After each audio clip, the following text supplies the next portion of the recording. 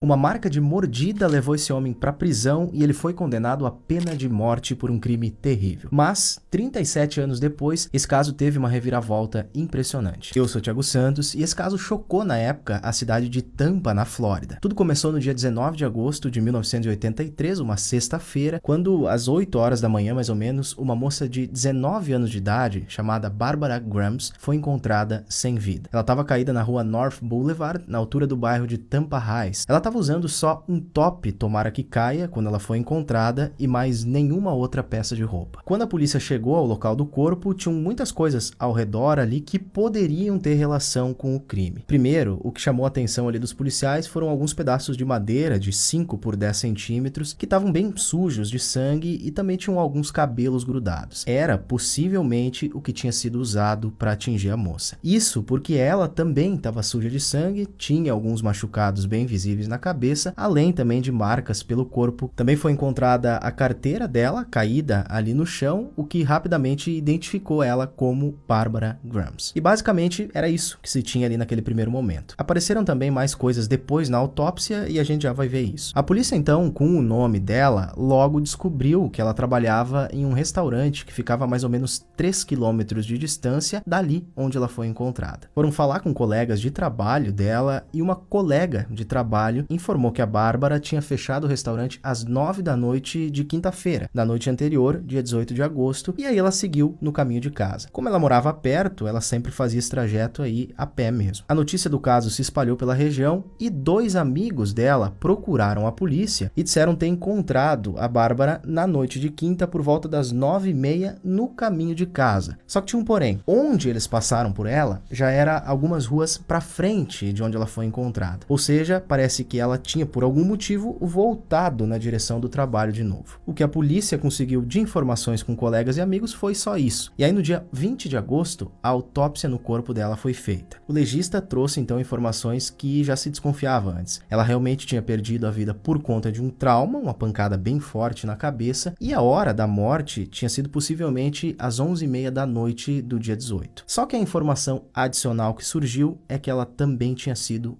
violentada. Por conta disso, foi feita a coleta de DNA no corpo dela, cabelos dela, raspas de pele embaixo das unhas, sangue e o principal, o que foi chamado pelo próprio legista de um fluido branco na região íntima da vítima. Mesmo que na época, em 1983, análises de DNA ainda não estavam avançadas, isso tudo foi guardado. Só que o problema veio quando o legista citou que ela tinha uma marca na bochecha esquerda que parecia ser uma mordida. E aí, a partir disso, é que começa uma série de acontecimentos importantes aqui no caso. Um dentista local foi chamado pelo legista e esse cara tirou algumas fotos e fez uma primeira análise dessa suposta mordida. E disse que quem fez aquilo parecia não ter alguns dentes na parte de cima da boca. Fotos dessa suposta mordida foram tiradas, também entraram em contato com um outro dentista de outra cidade, e esse sim era um dentista forense, e esse cara aconselhou a polícia a pegar pessoas suspeitas e fazer um tipo de molde da mordida desses suspeitos com cera de abelha. E aí pegar esses moldes e fazer uma comparação com as fotos que foram feitas dessa suposta mordida. A polícia fez isso, e ao todo teriam sido feitos mais de 100 moldes com 100 suspeitos. Só que a mordida de nenhum desses suspeitos bateu com essa marca na bochecha. Os dias então foram passando enquanto a investigação ia rolando, e aí nesse tempo, essa parte da bochecha dela, com a mordida, foi retirada e foi colocada no formol. E isso, claro, alterou o tamanho original da pele. Segundo informações, isso diminui mais ou menos 10% a forma original ali da pele. E aí, com os dias passando sem a polícia prender alguém, obviamente tinha uma pressão muito grande para esse caso ser solucionado, e a própria polícia também queria dar uma resposta para esse crime.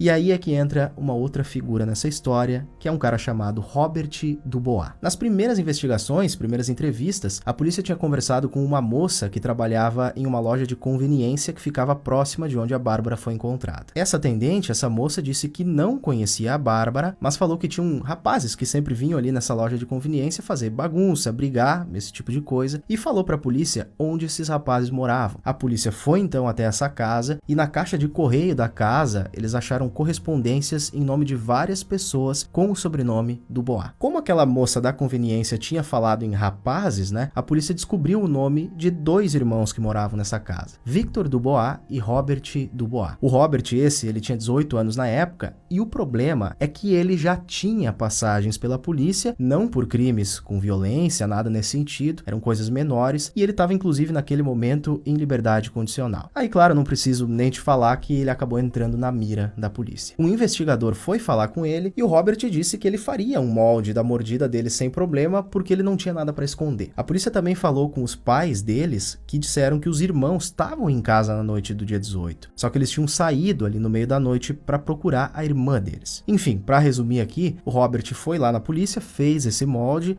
foi encaminhado para aquele dentista forense e esse dentista disse que a mordida era compatível. Mas o grande ponto é que, pelo que se sabe, o Robert não tinha dentes faltando, o que bate então de frente com aquela primeira análise dos dentistas. Lembra, né, que eles disseram que quem mordeu ela provavelmente tinha dentes faltando. E como eu já falei, tinha uma necessidade ali de esse caso ser resolvido quanto antes. No dia 22 de outubro de 83, o Robert Dubois foi preso e acusado de homicídio e tentativa de agressão sexual. Outro molde da mordida dele foi feito e mais uma vez aquele mesmo dentista disse que ele tinha quase certeza que a mordida tinha sido do Robert. Ele é levado então para a prisão e lá ele acabou se dando mal uma outra vez porque um colega de cela dele, em novembro de 83, procurou a administração ali da prisão e depois falou com um detetive contando que supostamente o Robert tinha confessado para ele que tinha tirado a vida da Bárbara e teria feito isso com a ajuda do irmão Victor e de mais um amigo. Supostamente eles teriam tentado roubar ela teria reagido, aí eles teriam violentado ela e depois tirado a vida da moça. Esse colega de cela dele foi julgado no mês de maio de 1984 pelo crime que ele tinha cometido. Ele era acusado de várias coisas, era roubo, sequestro, agressão, enfim, ele, se condenado, poderia pegar pena perpétua. Só que ele pegou só 5 anos de prisão. E aí você guarda essa informação aí que logo a gente já vai falar dela de novo. Bom, o Robert foi a julgamento em fevereiro de 85 e o dentista testemunhou contra ele dizendo que a mordida era compatível com a dele. Aquele ex-colega de cela também testemunhou contra ele, reafirmando aquela suposta confissão, só que no mesmo momento teve um outro doutor chamado Norman Sperber que testemunhou a favor do Robert. Esse Norman era membro do Conselho Americano de Odontologia Forense e ele disse que tinham inconsistências na marca da mordida e nos dentes do Robert. Só que nada disso adiantou. A mãe do Robert, ela também foi lá pro tribunal, disse que ele estava em casa naquela noite, mas ele foi condenado mesmo assim. A única prova contra ele era essa suposta mordida. Tinham impressões digitais lá na carteira da Bárbara, só que não eram impressões do Robert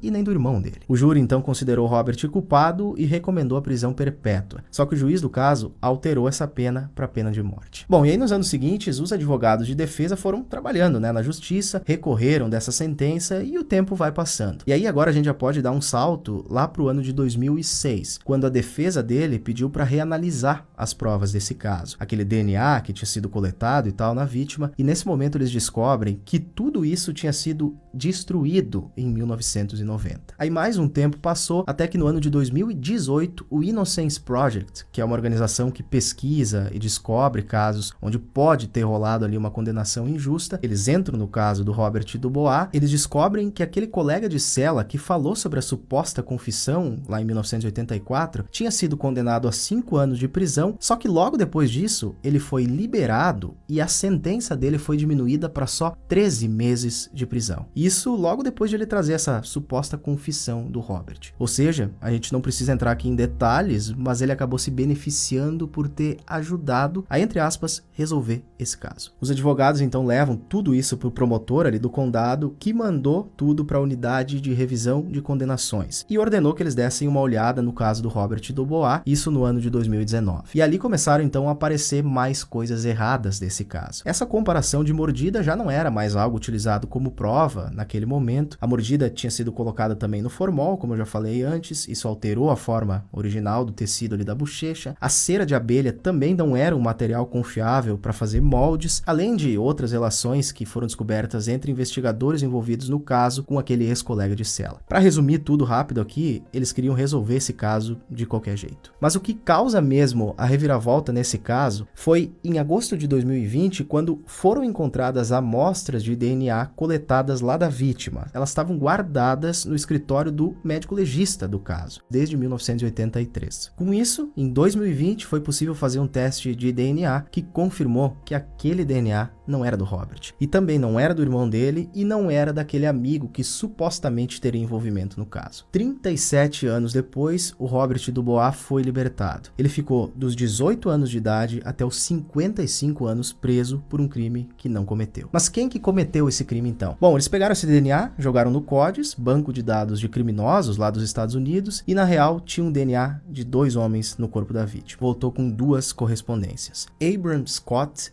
e Amos Robinson, que eram 2 caras que estavam presos já lá na Flórida e tinham sido condenados à prisão perpétua por ter tirado a vida de uma outra moça, na mesma região e na mesma época lá na Flórida. Em 2024, o Robert Dubois recebeu uma indenização de 14 milhões de dólares do Estado por ter perdido 37 anos atrás das grades.